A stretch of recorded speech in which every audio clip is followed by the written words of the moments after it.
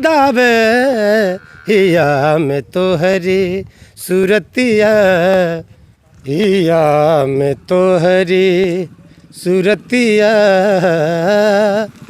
हमके याद आवे हिया में तो हरी सूरतिया, हमके याद आवे। मिली जा छुप के उरतियाँ, हमके याद आवे हिया में तो हरी सूरतिया, हमके याद आवे। रहे न चैन जिया में न देखी जब तोहके, रहे न चैन जिया में न देखी जब तोहके, करी जाख से बतिया, हमके याद आवे। करी जा आँख से बतिया, हमके याद आवे। मिली जा छुप के उरतियाँ, हमके याद आवे हिया में तो हरी सूरतिया, हमके याद आवे। हमारे साथ एक शख्स हैं जिनका नाम है बबलू घनश्याम। इनको देख करके मुझे निदा फाजली साहब की वो गज़ल याद आ गई, एक आदमी में होते हैं 10-20 आदमी, जब भी देखना बार बार देखना। अब आप ये सोचेंगे कि मैंने ये शेर क्यों पढ़ा। शेर मैंने इसलिए पढ़ा कि हमारे साथ बबलू घनश्याम हैं। ये एक लोक कलाकार हैं, गायक हैं, और जगह जगह फरमाइश पर या कहें कि बुलावे पर ये जाते हैं और अपना कार्यक्रम पेश करते हैं। इसके साथ इनकी एक और पहचान है, पिछले दिनों हुए पंचायत चुनाव में यह पंचायत सदस्य निर्वाचित हुए हैं।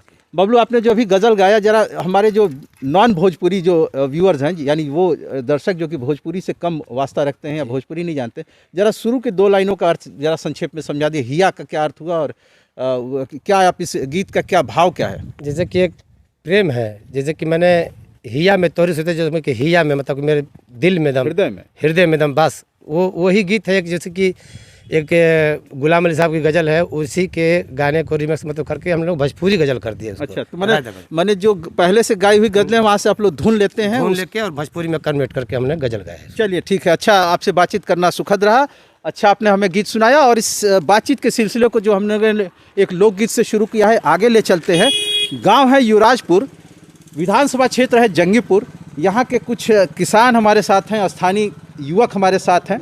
2022 के चुनाव में इस विधानसभा क्षेत्र में क्या मुद्दा रहने वाला है, ये जानने के लिए हम आए हैं और कुछ लोगों से हम बातचीत करेंगे। मेजर चंबित सिंह यादव। अच्छा, आप एक्स आर्मी मैन हैं। तो अभी जो चुनाव होने हैं, तारीखें का ऐलान हो गया है, तो इस क्षेत्र में कौन से ऐसे मुद्दे हैं, आपके गाँव के स्थानीय कौन से मुद्दे हैं जो कि चुनाव में हावी रहेंगे, जिन पर कि वोट पड़ने के आसार आपको दिख रहे हैं? अब तो हम लोगों को तो देख रहे हैं ना, खेती बाड़ी न किसाने हैं ना, और तो कोई बात नहीं है। देख रहे हैं ये सरकार में क्या हो रहा है, आप नहीं जानते हैं। नहीं, आप अपना तजुर्बा बताइए कि क्या क्या है। हमारा 18 महीने का पूरा डीए काटा गया, समझ रहे हैं ना, 1.5 साल का 42,000 रुपये। वजह क्या बताइए? वो जो का ये कोरोना का टाइम था, मोदी ने सबका काट दिया, चाहे ग्लेशियर में हो, चाहे जोराजपुर हो, चाहे कहीं, सबका जितने कर्मचारी सरकारी हैं उनको सबका काट दिया। तो ये तो मान लीजिए कि एक अलग तरह की परिस्थिति थी, एक अलग तरह का हालात था। वैश्विक स्तर पर एक महामारी आई जिसके लिए हम पूर्ण रूप से तैयार नहीं थे। ये तो एक अलग थोड़ा सा मामला हो गया। आप अब चूंकि अब एक हमको लगता है कि रिटायर होने के बाद आप खेती किसानी देखते होंगे, अपनी निगाहबानी में करवाते होंगे। तो कृषक के तौर पर जो सरकार की नीतियाँ हैं, कृषकों की बेहतरी के लिए कहा गया था कि ऐसी योजना लेकर के सरकार आ रही है कि आने वाले दिन में आमदनी दोगुनी हो जाएगी, इस पर आपकी क्या राय है? अब दोगुनी राय तो हम अब वहीं कुछ नहीं हो, तो अब आगे का क्या बात हम करेंगे? अब बताइए। अब वहीं जबकि पेट्रोल डीजल है, किसान 100 रुपया लीटर ले आ रहा है और जोतता है। चलिए, आपने अपनी बात हमसे साझा की, कुछ और लोग हैं उनको भी राय शुमारी में शामिल कर लेते हैं। आप अपना परिचय दीजिए। मैं हवलदार करक 24 साल करके फौज से आया हूँ, रिटायर। अच्छा, आप भी एक्स आर्मी मैन हैं? हाँ, 24 साल रिटायरमेंट हो गया और तो मैं एक चीज़ मैं यहाँ जानना चाहूँगा, क्या ये जो गाजीपुर है और गाजीपुर का ये इलाका है, यहाँ से बहुत ज़्यादा लोग सशस्त्र सेना में हैं क्या? हाँ हाँ बहुत ज़्यादा। तो हम आकर अपना फसल बोते हैं। अच्छा, मैं एक मिनट आपसे थोड़ा इस मुद्दे पे बात कर लूँ, फिर फसल पे चलेंगे।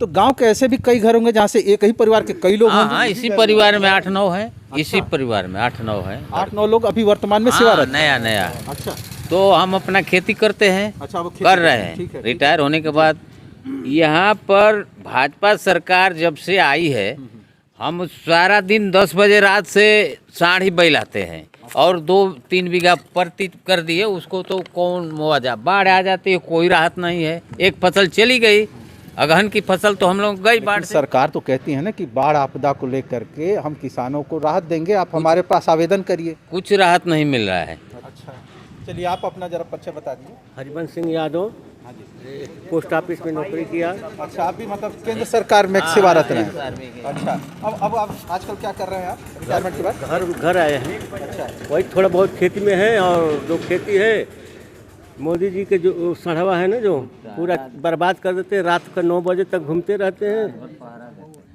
तो अभी जो है कि सरकार की और जो नीति है उसको लेकर के आप क्या हमसे साझा करें? हम तो यही कहेंगे कि जो मेला वगैरह पशुओं का लगता था वो बंद करा दिए हैं। वो चालू हो जाने से ये सब चले जाते हैं ना, जो तो सांड नहीं इतना होते हैं।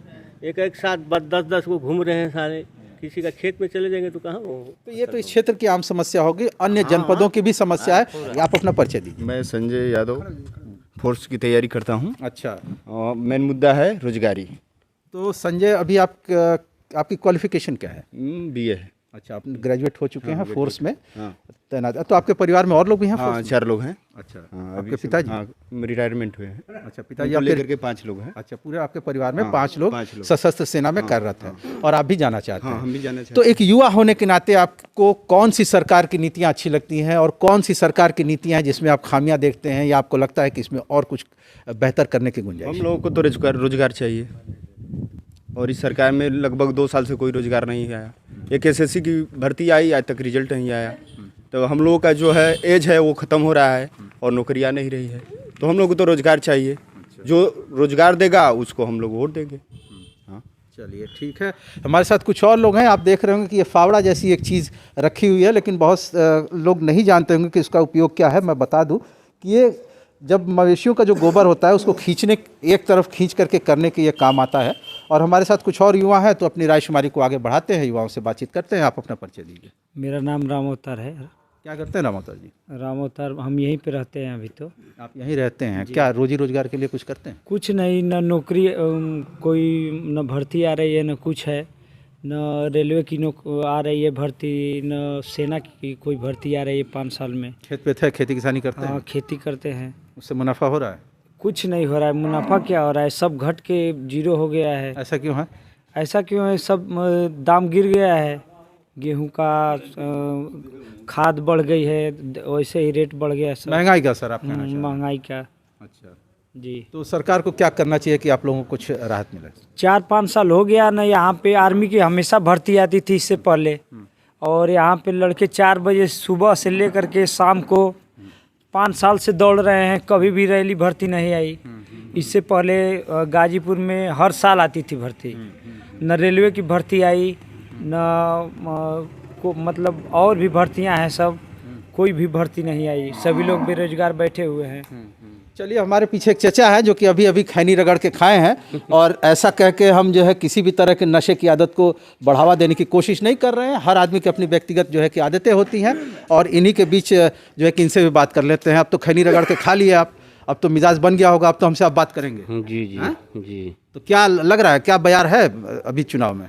यहाँ से देखिए वीरेंद्र यादव जीतेंगे जंगीपुर विधानसभा से। वो तो जीतेंगे हारेंगे वो तो 10 मार्च को तय होगा। मुद्दा क्या रहेगा चुनाव में? यहाँ पर तो मुद्दा क्या रही चुनाव में? यहाँ सब महंगाई के लेके मुद्दा बढ़ा है। शान से परेशान है। खाद महंगी हो गई, तेल महंगा हो गया, करोड़ तेल 250 हो गया। तो सभी खाती ना बा महंगाइया। महंगाई बात हम लोग को कमाई तो नहीं है। कमाई भी तो नहीं है। कमाई 10 रुपया के, खर्चा 40 रुपया का है। खेती किसानी में आनंद आवत बा? एकदम कुछ सब बर्बाद हो गया, बाढ़ लेके चली गई। अच्छा, तो मुआवजा तो मिली ना सरकार से? कुछ नहीं मिलता, जिसका खेत है उसी को मिलता है। अच्छा, जिसका खेत है अब बटैया पे लेके बोते हैं क्या? जी। अच्छा, 10 रुपये बीघा लेते हैं हम लोग। अच्छा तो उसको बोते हैं। अच्छा बाढ़ बहवा ले गई, एक फसल चला गया। अच्छा, अब फसल बोए तो उसको सांड भैंसा चढ़ गए। तब का हुई?